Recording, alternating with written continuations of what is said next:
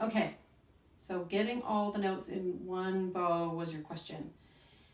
The first thing is just making sure your left hand is comfortable with the notes themselves. So I would say you can either do every note just in its own bow, or go ahead and divide the measure in half. So you have, so you get half the measure in each bow, and you're comfortable with that, because I think you can handle 6 notes at least.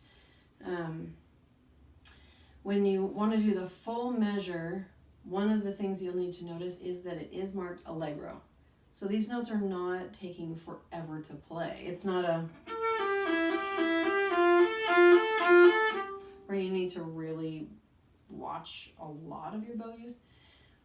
But you can do it slowly, and this etude can then be twice as valuable to you. So go slow and really get to know your bow, or go ahead and just go faster. The notes won't take as long to play, is the shortcut. The other thing is just stop the bow halfway through the notes and then halfway through the bow, so you know you're not going to run out.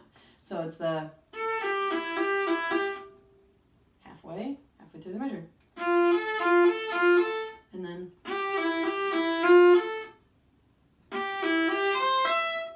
so you know you're not going to run out of bow. If perchance you've used too much bow, like, here's an example. Oh dear, I'm not going to fit the rest of those in without scrunching a bow. It's like, oh, I've used too much. Then just do the measure again until your right arm is obeying you and just using the amount that you want. So, got it. And I didn't run out. I can do that measure again just a few times just to feel really comfortable with my down bow. Or I can also do this with my up bow. So, used too much. I could use a little bit more.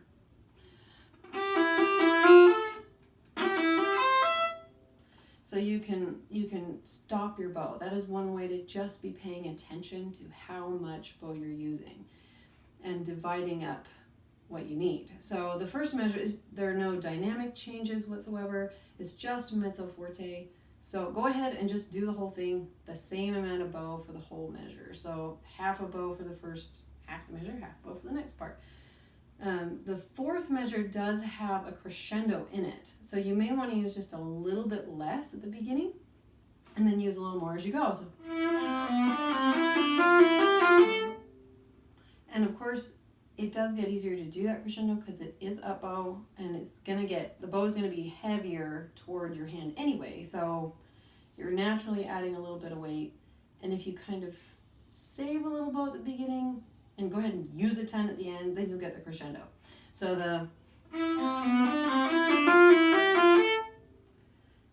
that's how to fit all the notes in one bow. It's just to budget how much you use and when, and think about why.